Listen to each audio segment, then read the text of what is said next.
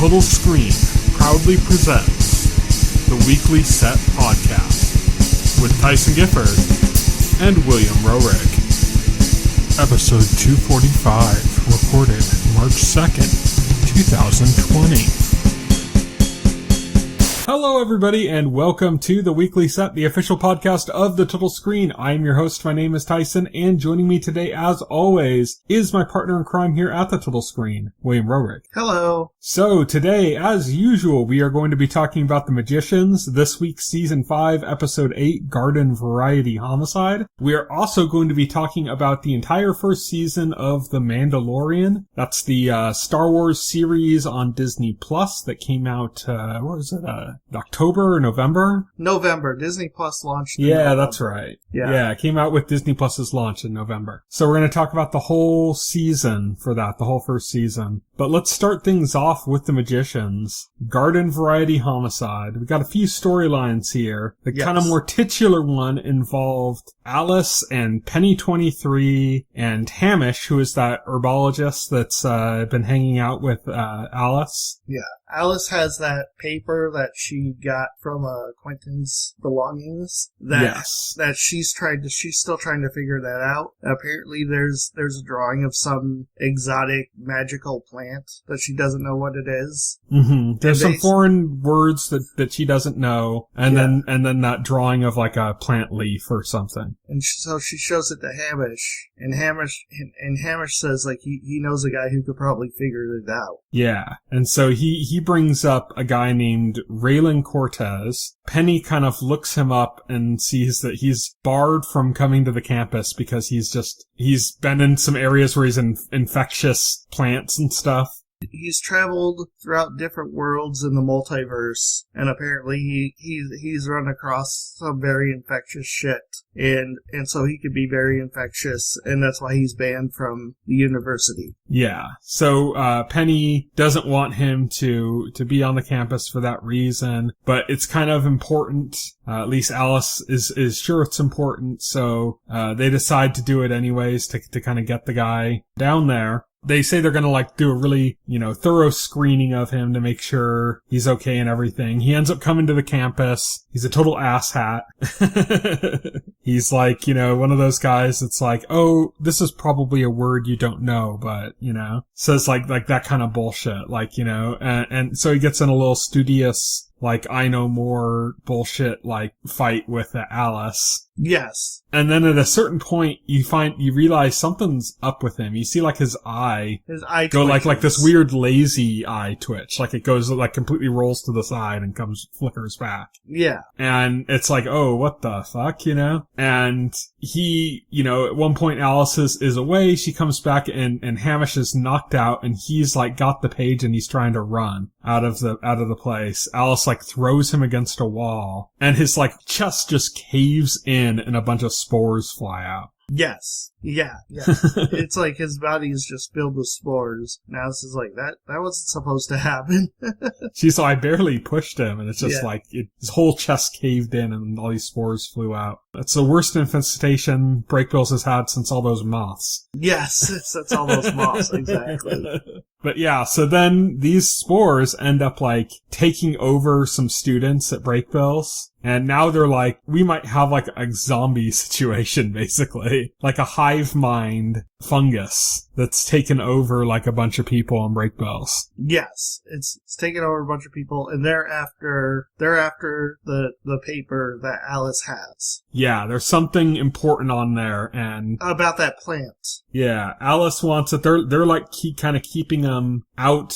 They end up finding a way, a cure that forces them out of a body, and so they force them out of one of the students, and it ends up going right into Penny. Yeah. And so now they're oh great. So now they lose one of their own, and now they have this Penny to deal with as well. But Alice is able to talk to Penny a little bit about what's going on with it. There's something about, some deal they have with some other beings. I think they called them them or something like that. There's some term they used, I can't remember what it was, to refer to them. that whoever these spores have some kind of a deal with. That has to do with that page. They also identify what is on that page, like what that plant was. It's called like the world seed. Yeah, the world seed. Interesting. It's something like ridiculously powerful that could even like make a world out of it. So I'm guessing they're going to hint it back to like that's how Fillory was created with a world seed or something. Oh, probably. Yeah. Yeah.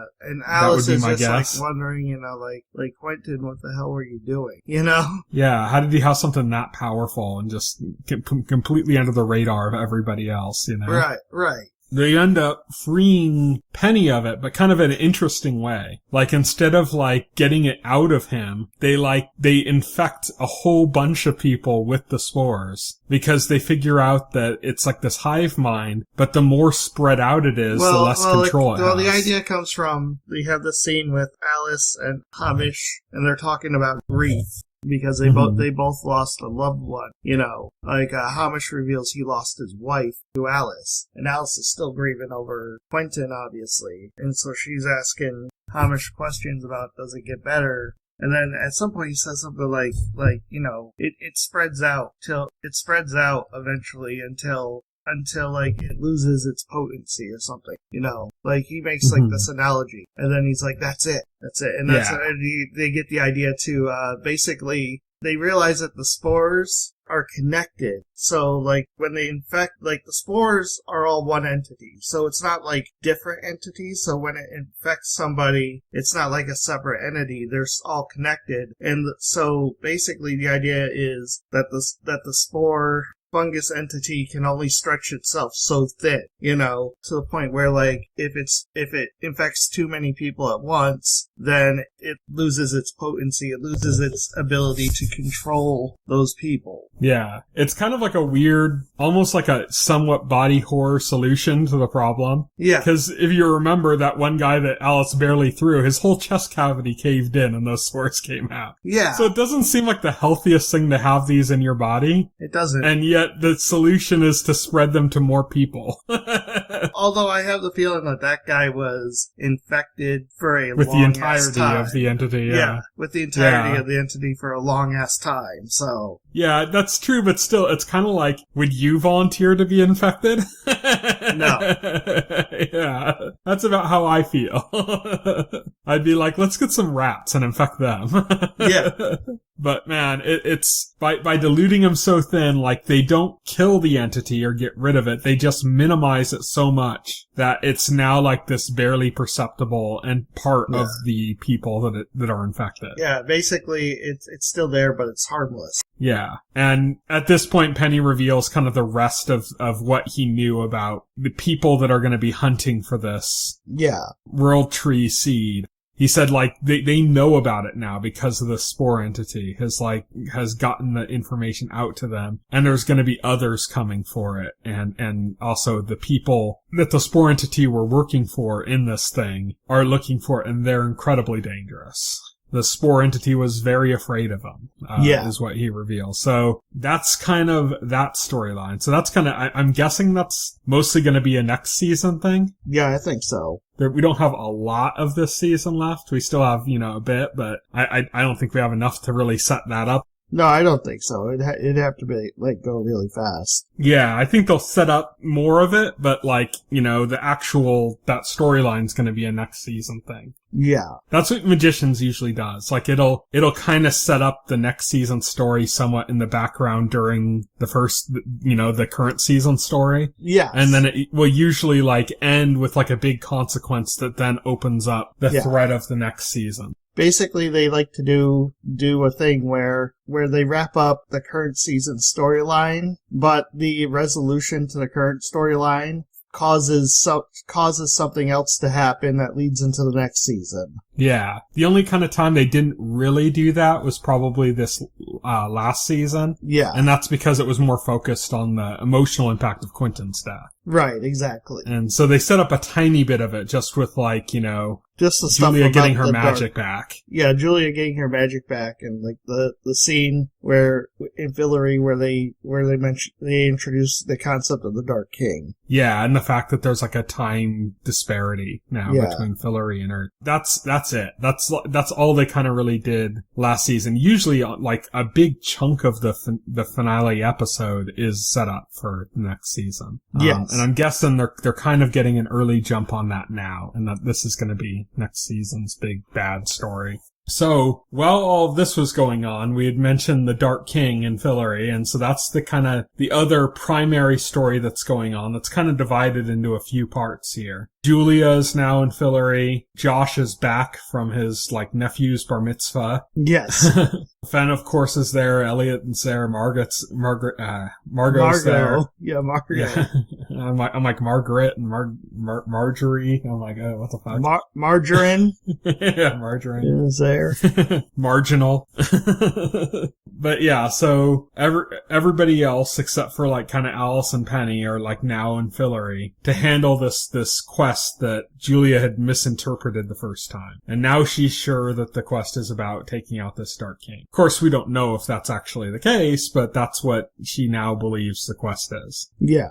So they end up trying to split up and figure out how to take care of this. And one of the way they figure it out is that they need, Elliot had like a bad encounter with the Dark King in which he got close to him and then the Dark King felt bad about, betraying his dead former lover. And so he didn't want to see him, but now they need somebody that's close to the Dark King in order to kill him. Of course, Elliot doesn't want to kill him. And so Margot promises that she'll be the one to do it, not him, and he won't have to do it. But, like, it's all, like, looking like it's gonna fall back on Elliot, but they have to find a way to kind of get him back in with the Dark King in order to do that. And so, Fen and Julia end up working out a plan to do that. But before that, they have a little moment in which, Julia is asking, is there some kind of a magical leaf I can pee on that tells me something? And then, like, it just really quickly cuts to her holding one of those rabbits that they use or bunnies that they use to communicate over long distances. And, you hear, like, a voice that sounds like Beaver from Breaking Bad say, "Pregnant!" Yeah. So now we know that there's a little, Julia X Penny 23 baby. Yep. In Julia's stomach. And Fen knows too. Fen knows it too. And so, when they're, like, dividing up, the plans on what to do, Julia initially is, like, wants to kind of go along. And Fen's kind of like, no, because you have, toe worms. Yeah. And Julia's like, she shoots Fen a look and then she's like, yes, the toe worms.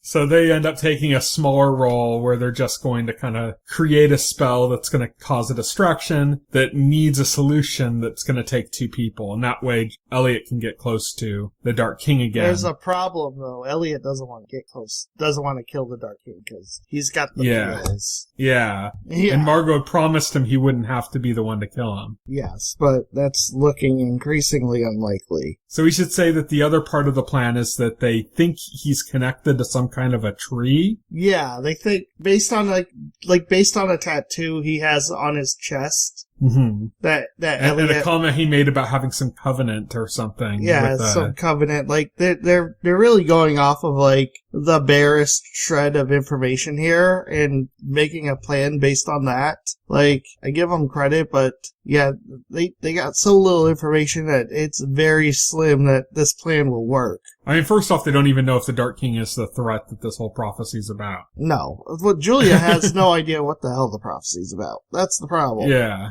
Until now, she's been going off the assumption that the pig guy was talking about Earth. Yeah. And although, like, to be fair, I'm like, well, the pig guy is from Fillory, so I was pretty sure he meant Fillory from the beginning, but, oh well. But now that they haven't narrowed down to Fillory, they don't really know what in Fillory, and they're just assuming it's the Dark King because it's the biggest change that's happened. Yeah, exactly. So, like, they have a team that's supposed to go out and now cut down. I mean, to be fair, from everything we've seen, it doesn't seem like anything else is going on in Fillory besides the Dark King and the Takers, who seem to be the creations of the Dark King. So and that's why they're guessing on that front. Yeah, doesn't seem to be anything else. It's also because it's not set in stone, is why Elliot's like kind of do we really have to kill him? I mean, is this really even it?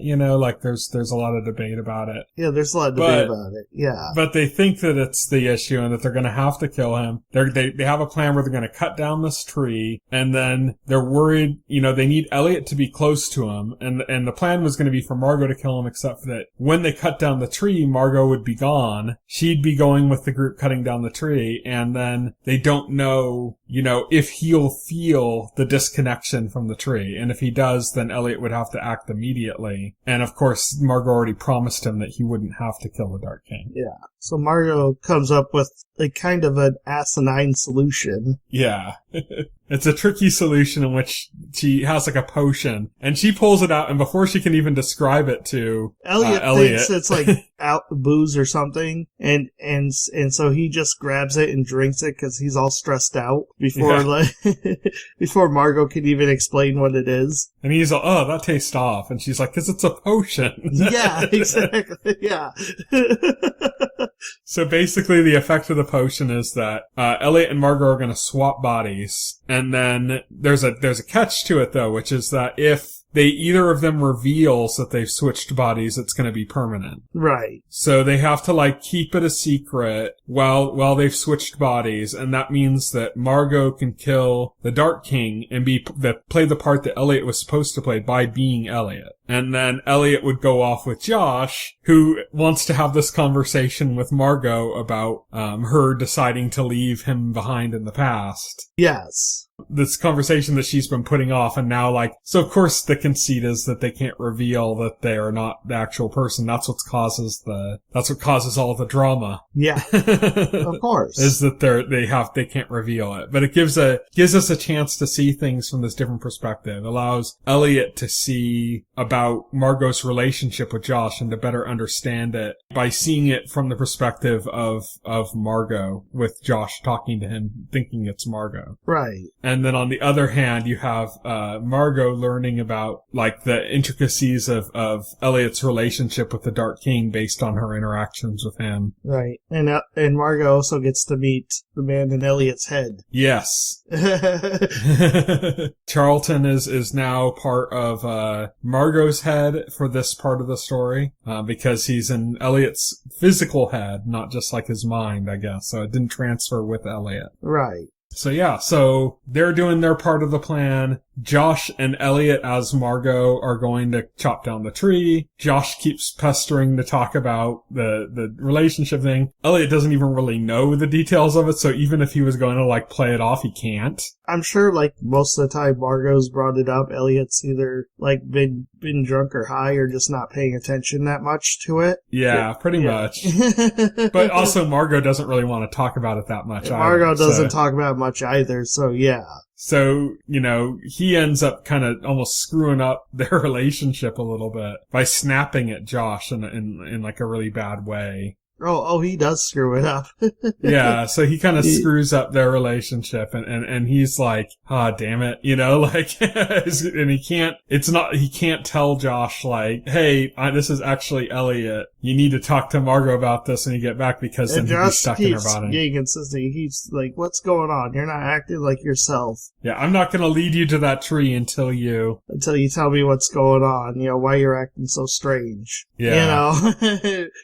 Which puts Elliot in a bind. Yeah, and he basically has to fuck up the only way forward is for him to fuck up their relationship, basically. Yeah, pretty much. He has to completely fuck it up. So he does that, and then, and they cut down the tree and everything. Meanwhile, over with Margot and Sebastian, the Dark King, finally, reveals that he wants to take Elliot up on his proposition, which is earlier in the episode, Elliot had said to him, I could help you get out of here. You don't have to rule Fillory. You just leave. Right. And he was I'll help you get out. It's my burden. Yeah. And so he wouldn't do it. But then he's kind of interested in taking him up on it. And Margot's what proposition, is trying to kind of figure it out. And thankfully she has Charlton there to fill her in on the details. Mm-hmm. And so he fills her in, and then she's at that point of confusion.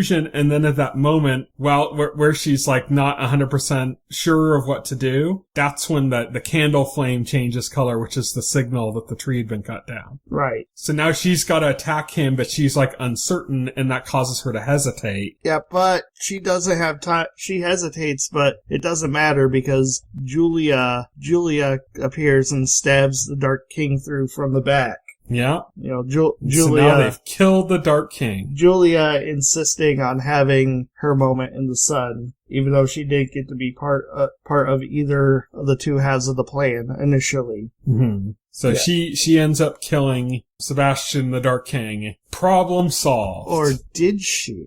Yeah. Because at the end of the episode, we see Sebastian's eyes open up again. Yes. And he gives the classic TV/movie, like, exhale, waking up breath. Yeah, he's still alive. And that means everybody's screwed. The Lord of Light is not done with him. Yes. Has brought him and Jon Snow back. I'm still interested to see where they're going with him, what his deal is, because I'm positive, we still don't know what's going on with him. Yeah, like, we've been kind of jumping all over the place. Like, is he evil? He's evil. No, he's not evil. Oh, this is proof that he's evil. Or is it? Right. It keeps going back and forth. I think the answer's somewhere in the middle. I know whether evil or not, he is going to be supremely pissed at our heroes, and he's probably not going to be nice to them. Yeah, well, his first assumption's going to be, besides his personal, being upset, it's going to be, these are usurpers, Yeah, these are usurpers. They need to be taken care of. Exactly. So that's where we leave off with this episode. We'll be talking about the magicians again, not next week and not the week after, but the week after that. Basically, next week I'm going on vacation, so we're not doing a podcast. The week after that, we're doing Lost Season 2. And so we're going to have some episodes piled up to cover. So we'll have about 2 episodes to cover when we come back to the magicians, right? Yeah. Something like that. I'm looking ahead right now. So yeah. We'll have 3 episodes to cover, unless they do another surprise double episode. Okay, yeah. And that'll be a long podcast then. But but that's it for the magicians this week. Our next topic is the Mandalorian. We're going to be talking about the full season. We're not going to break down every event. No. We're going to do broader strokes. I can tell you right now, though, even if we did break down every episode, it wouldn't take too long, because one of the things about the show is, the episodes are short, and the plots are fairly simple. Yeah, they're pretty simple and self-contained. Yeah. For the most part. Some of them start to come together towards the end, but for the most part, they're pretty self-contained. Yeah. The episodes are shorter, they're paced much faster. Yeah, there's a few interesting things to go over here. Rather than just kind of go over all the plot details and stuff, let's just kind of hit it off right off the bat. I saw this as it aired. You saw the first episode as it aired, but then you didn't finish the series until just recently. Well, mainly because I was finishing up school back in November, and that was taking up the majority of my time. And then you were really beating the drum on getting me to watch Watchmen, and so I kind of after I finished school, I made that my priority. So I fell off of the Mandalorian. Yeah. So we weren't able to do it for a while, not just because he fell off, but because we had other stuff. We've had a pretty tight schedule for what we were talking about on the podcast. Oh yeah, there was a lot of there was a lot of stuff happening, as far as shows coming out. The Witcher came out too around that time. December, The Witcher came out. Then once we started getting more free time, the Magicians had started up. Yeah, the Magicians had started up. And our Lost rewatch. It's just been busy. So yeah. So we're finally getting around to the Mandalorian season 1. So I gotta ask you, right off the bat, just straight up impression, what are your thoughts on the series? It's alright. It's pretty decent. I won't say I'm not in love with the show, but I don't hate it. I will say it did start getting a lot better towards the end of the season. My favorite episodes are probably the prison break episode, and then the last 2 episodes. the finale especially. Mm-hmm. It started to get a lot more interesting. But other than that, like, for the most part, the episodes are self-contained, and there's a few in there. There are a couple in there that I thought were like kind of duds, but like the one where they introduced Cara Dune, I think her name is. I wasn't too crazy about that episode. A lot of the episodes are like these kind of one-off themes borrowed from like, famous westerns. Yes. Which in turn had borrowed them from like famous samurai movies. Yes. So like that episode you're talking about was very much like the Magnificent Seven or the Seven Samurai. Right. Like the idea of like a group of like, anti-heroes basically fighting off a force of bandits to save a small village kind of thing. That's like, it's like a big Western trope. And I guess I just didn't like it because I just had like this I was like, I've seen this before. I've seen this done before. They didn't really do anything particularly interesting with it. Yeah, they didn't do anything interesting with it. That's one of my major gripes I had with the show was they throw in like a lot of tropes in there, and again, for like the reason you mentioned, there's like a lot of nods to westerns, but they throw in a lot of tropes, and they just like do it like straightforward. Like they don't try to put like any twist on it. That's not particularly a bad thing. It's just not a great thing. Right. It's like you're not doing something exciting. You're just making comfort food. Right. It doesn't mean that comfort food's bad. No. It just means that it's not like, you don't like write up an essay about how great the comfort food was, It's just comfort food. It's something that is very plain and simple and you just enjoy it and that's it. Right. And it's not something that derives a lot of discussion. It's not exciting. It's not groundbreaking, But that's fine, like, in a way. Like, some people were using that as a complaint for the show. Not like you're saying, basically, to say that that's why it's not great, but it's still good. But to say, like, the show was terrible because of that. And I'm like, it's not terrible. It's not terrible. Like, it just is. I was watching, even, like, at the moments where, like I wasn't, like, really feeling it. I was trying to catalog my thoughts and going, okay, I'm not loving this. Why? And I'm trying to think. I'm like, well, the production values are top notch. The acting is good. There's nothing particularly wrong with the writing. The characters are good. So I'm trying to think, and I'm just like, it's not doing anything new. It's my familiarity with what the tropes that they're doing. It's like it was like I know exactly what's going to happen in this scenario because I've seen the scenarios before in other media. Yeah. Yeah, so that's basically the majority of the series is like that. So right. I have to say for my part, I think it is the best Star Wars thing since Return of the Jedi. Nice. And when I say that, I'm 100% agreeing with you that it's just an okay show. Yeah, I was gonna say you're not the biggest Star Wars fan as far as exactly. I know. So yeah.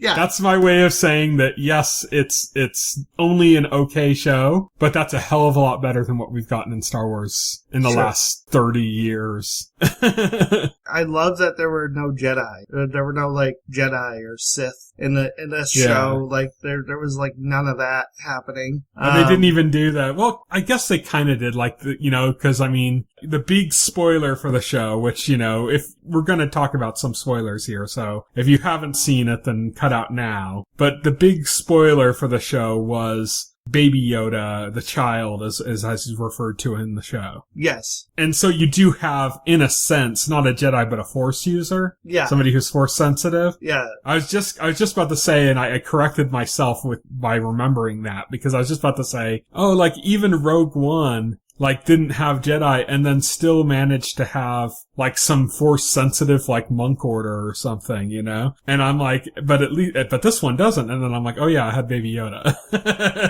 Yeah. So I guess it kind of did. So it did have some kind of element of the Force, but it was left in a way that was as interesting as when Star Wars first came out and we had the Force, because there weren't a lot of details about the Jedi Knight Order and who the Jedi are and stuff. It's just this kid could move shit with his mind. Yeah, it's Force sensitive. We know so we obviously know from, if you're familiar with Star Wars as a franchise, then you might know that Yoda, the old one who trained Luke, was a Jedi master, so obviously also Force sensitive.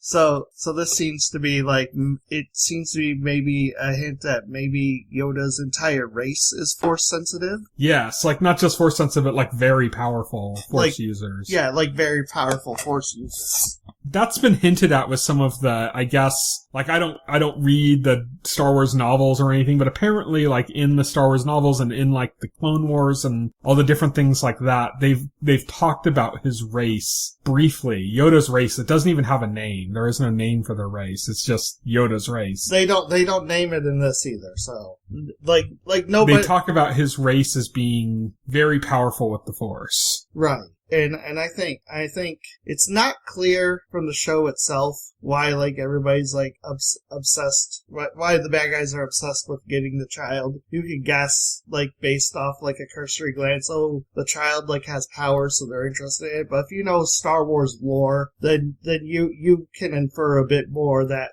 the child is Force sensitive from a Force sensitive race apparently, and maybe even like the last living member of that race. And you can bet that while the main bad guy is introduced here, Moff Gideon is an Empire guy. He is not a Sith himself, so you can imagine that there is a Sith Lord behind the scenes demanding that he get this child. He has the dark saber, which is I guess it's a lightsaber that's completely dark that is referenced in Star Wars lore and stuff. Yeah, I'm reading this. Apparently, but he's not a Jedi, or he's not Force sensitive. He's not Force sensitive. He's not a Sith, as far as I know. Anybody can just pick up a lightsaber and use it. It doesn't require you to be Force sensitive, Okay, so the dark saber, it was introduced in Star Wars: The Clone Wars, and it's an ancient lightsaber of great importance to the people of Mandalore, and it's seen as some Mandalorians as a sign of the rightful ruler of Mandalore. Mm-hmm. Which they talk about in The Mandalorian as well, but also in like, I think Clone Wars and some other things, that apparently there was a war between Jedi and the Mandalorian. Yes. And like the Jedi and the Mandalorian like stole the dark saber from the Jedi or something. Yes. And so that it became like this, and that was like, generations ago, so it became like this relic of power. And then when Mandalore was like basically taken over by the Empire, which you see all these little vignettes of basically the Mandalorian's character being like, his village being destroyed when he was like a child, being destroyed by like the Empire. And apparently during that event, Moff Gideon was there and he stole the darksaber at that point. Right. So there's that. So there's a lot of like stuff they're doing with like kind of obscure bits of lore and stuff that have either come from like Clone Wars or from some of the random books or like just random comments that George Lucas made like 20 years ago. Yeah, there's a lot of references. I'm not huge into Star Wars.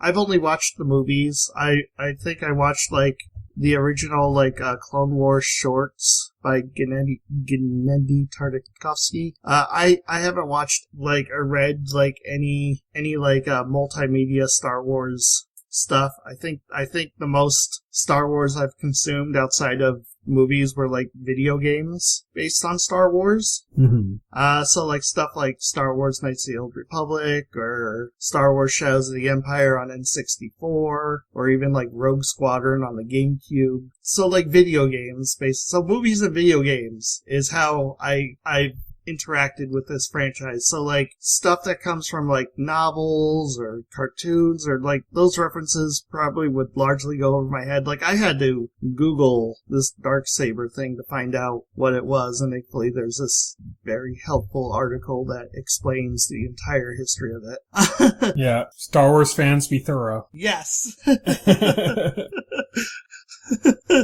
So basically in general what we're saying is that there's a lot of kind of deep lore connections in you'd call them deep cuts if you're talking about like music or something, deep cuts into like the Star Wars mythos, throughout The Mandalorian, which is kind of cool. As simple as like a lot of these like one-off episodes are, as simple as the story is, as few risks as it takes, the fact that it does these kind of deep draws from the lore, that it doesn't over-explain details, all of these things are what make it so much better than like current Star Wars movies. Yes.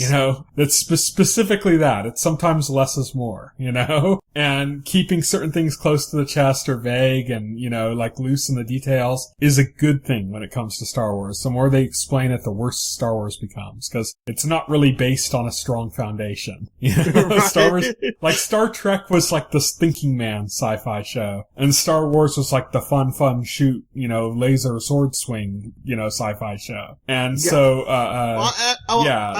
the distinction I make is Star Trek is considered hard sci-fi because it's science fiction that could reasonably happen. Like, you could, like, reasonably someday man can go out into space. Give mankind a couple thousand years.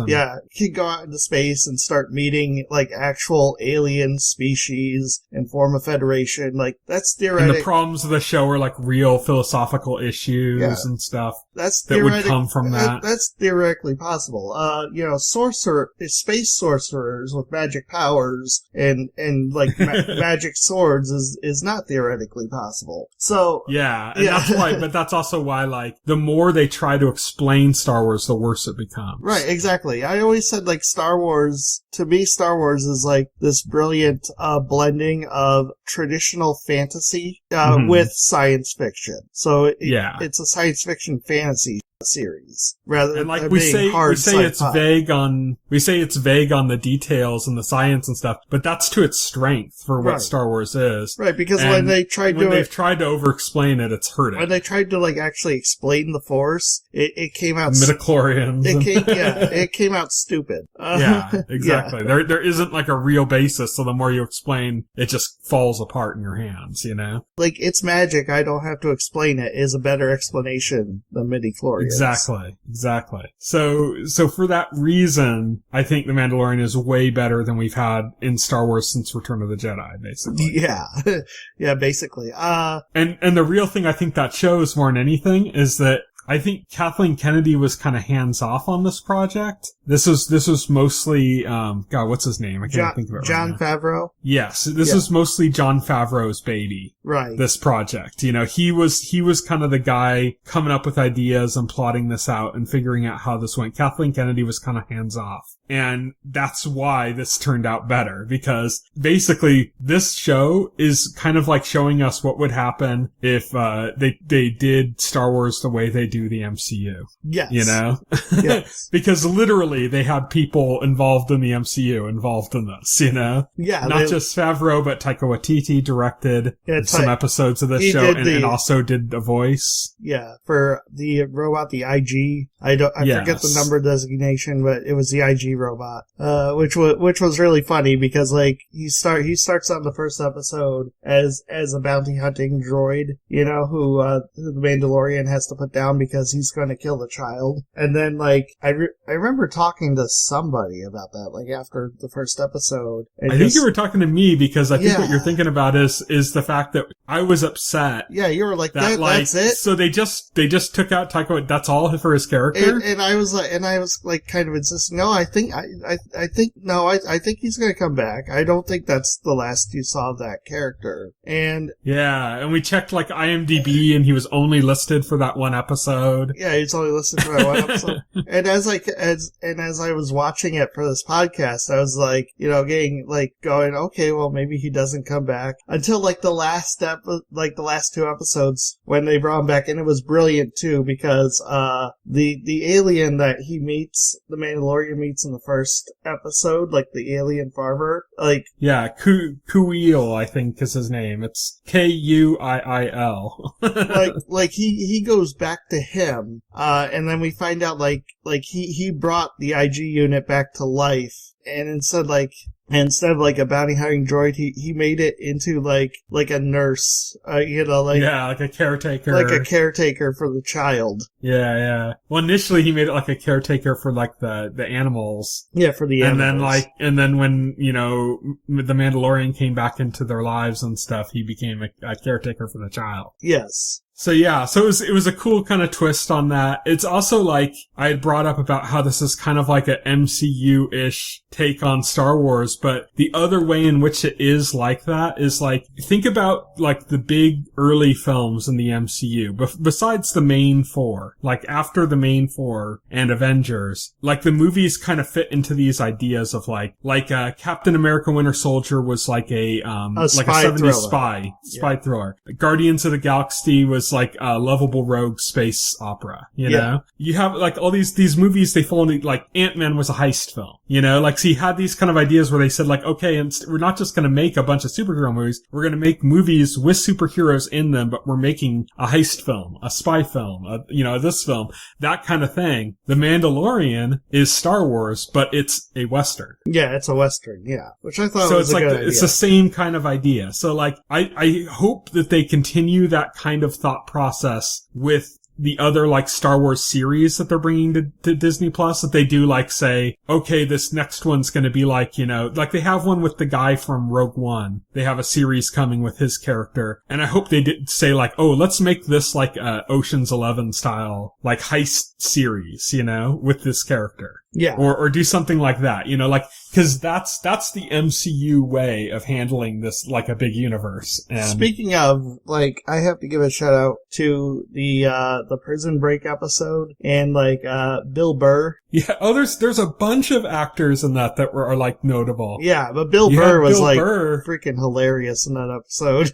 But the strongman alien in that was Clancy Brown. Was that Clancy Brown? Wow. Yeah, he was the Kurgan from Highlander, and he was just in the episode of, if you're on our Lost rewatch, the episode tonight was his first appearance on Lost. Okay, I didn't watch tonight's episode, so. Well, when you watch it, you're gonna see him pop up, Yeah. He's in a few episodes of Lost, but that's just like his first appearance, so you'll see him and be like, oh yeah. So that was kind of cool. Calvin, his character from Lost, but he does a lot of like kind of genre stuff like that, so he's in it. And then the female alien, the Twilight, that's like brothers in there, that's Tonks from Harry Potter. And she was also in Game of Thrones. She was the wildling that was taking care of Bran. Oh, okay, that's a reference I get. Yeah. Okay. So it's like there were a bunch of like cool little cameos on that one. Plus the guy that sent them on the mission is like an actor. He's a character actor you see all the time. He was in like Sons of Anarchy and stuff. Mm. But he always plays like a biker or something like that, and he was in it too. So yeah, that was a cool thing. That was a cool touch with all those actors in it. There are a lot of big actors in the show. Yeah, in like small parts. First off, you only see the Mandalorian's face in one episode. Yeah. Like for like one scene basically. And it's Pedro Pascal. Yeah. From, Game of Thrones, Oberyn Martell, it's Oberyn Martell. That's always him, like, underneath that mask. Yeah, well, it's him through the whole thing. Like, it's, he was in the outfit, walking around and stuff. Yeah. The whole thing, they didn't just have him do the voice and stuff. The guy that's like his bounty hunter union boss guy or whatever, that's Carl Weathers. Yes, Carl Weathers. You can't not recognize Carl Weathers if you're like a child of the 80s. You can't. Yeah. You can't not, miss that. Yeah, exactly. We already mentioned IG-11. The droid is Taika Waititi. Cara Dune, the character, is Gina Carano, who's an MMA fighter turned actress. She was also in the Deadpool movie, the first one. The client, the guy that like initially sends that bounty for that baby, is Werner Herzog, who's like a acclaimed director, like documentarian. Yes. And like you might not recognize his face, but you probably recognized his voice. Right. He's got like a very famous voice. And then the farmer guy you mentioned, Kuil or whatever his name is, that ended up converting IG-11, Nick Nolte. I didn't even realize that till you told me. Yeah, that's Nick Nolte that did his voice. like, that's huge. And then we talked about the main villain, Moff Gideon. You're going to have like a crazy villain. You know, you pick like, say like, okay, let's scour TV and pick a great villain. And it's almost as if that's what they did, because they cast Esposito. Giancarlo Esposito from from Breaking Bad. Yeah, from Breaking Bad. Yeah. Yeah, that was there's great. There's even like a bunch of like cool guest like cameos and stuff that they did. Like in the final episode, there's a scene, probably one of the best scenes in the whole series, where like there's two stormtroopers, and at first they're like trying to shoot at targets, and they keep missing. Well, they're being which forced, is hilarious. They have the child, and they're being forced to wait outside like the city gates. But it was a hilarious kind of meta joke about Star Wars that these stormtroopers are trying to shoot at targets and they keep missing. They keep missing, yeah. It took point like the one stormtrooper like smacks his gun like there's a problem with the gun. Yeah, that's not all he smacks. They beat up on the baby Yoda as well. Yeah. Which I heard a funny story about that, about how one of the actors that was in that hit the baby like really hard, like the puppet. Oh, really? and Jon Favreau like was on set, and he walked up and he said, guys, that model cost over $1 million. That's and hilarious. They were like, oh.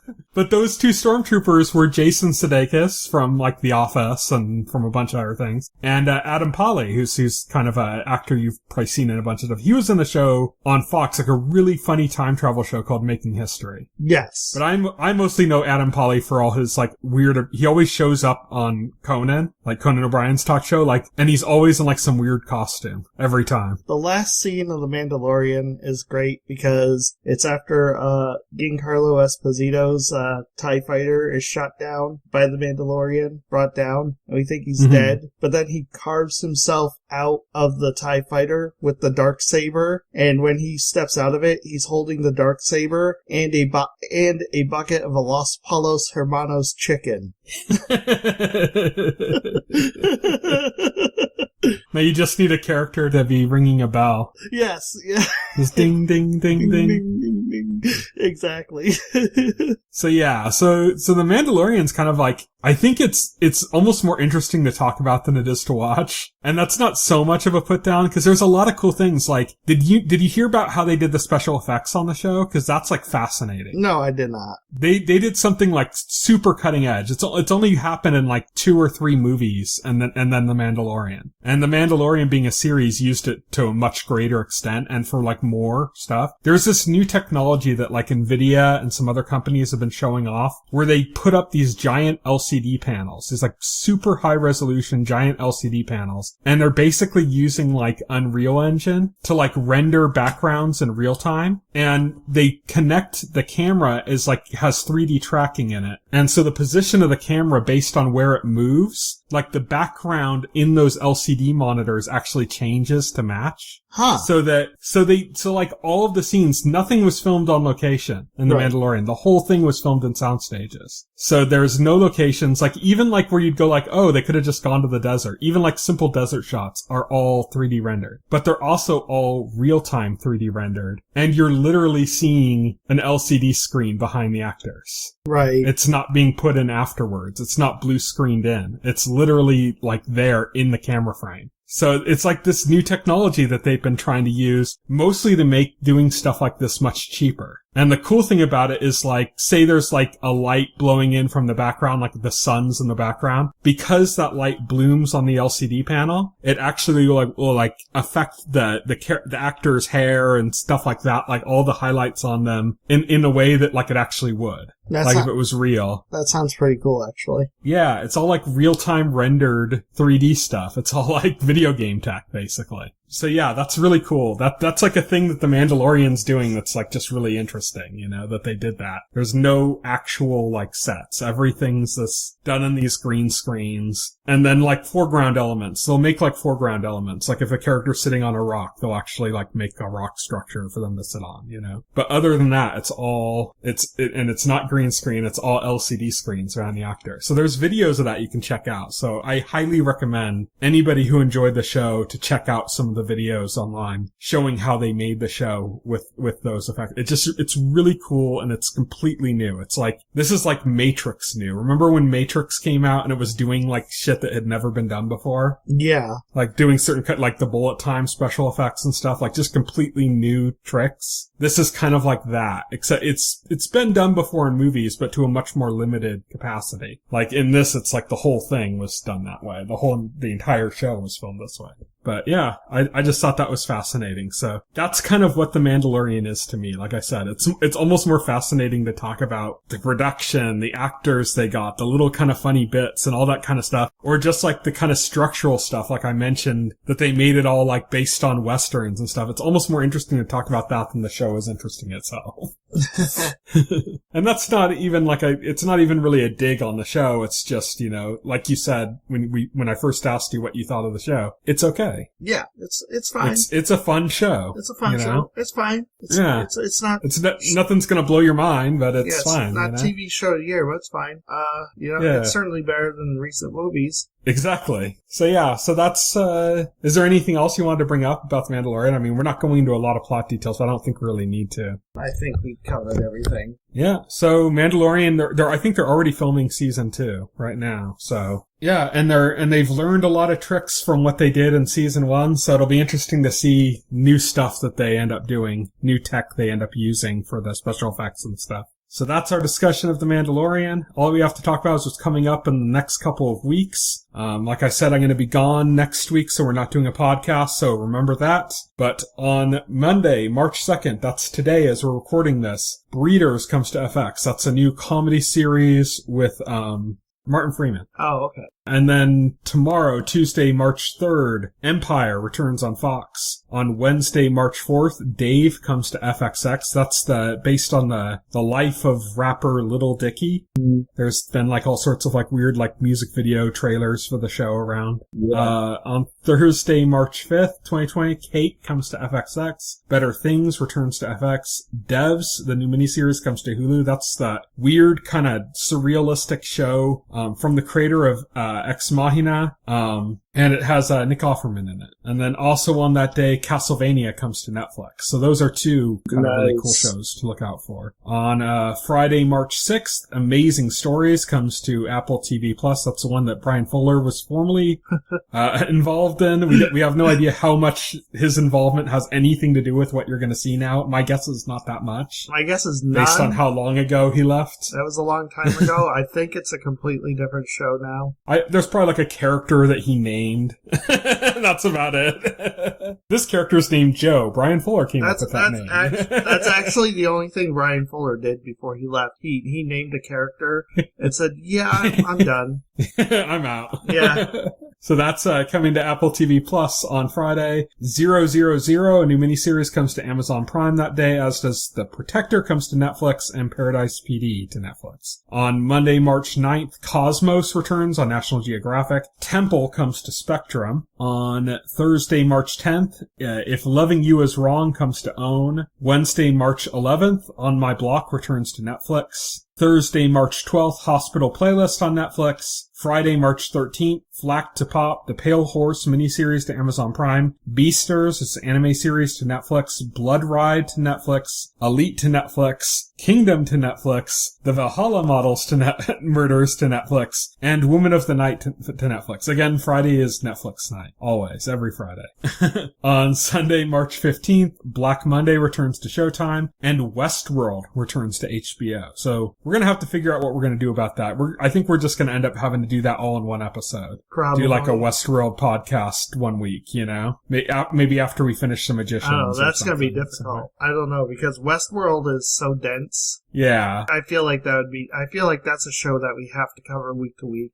I don't think we have time in our schedule. It's with when it's coming out. We'll figure something out. We'll have to put it off then. We'll have to put it off a little bit. Maybe we'll do a 2-parter. I don't know.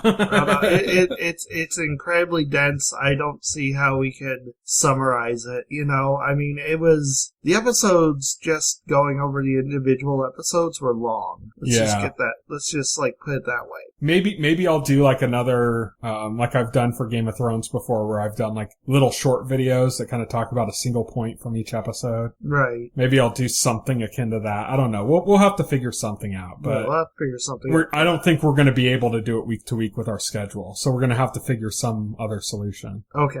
Monday, March 16th, Roswell, New Mexico returns to CW. The Plot Against America starts on HBO. That's another show that looks really good. You saw the trailer for that, right? Yeah. That's the new one from David Simon, the creator of The Wire. It's like an alternate reality show about what's his name?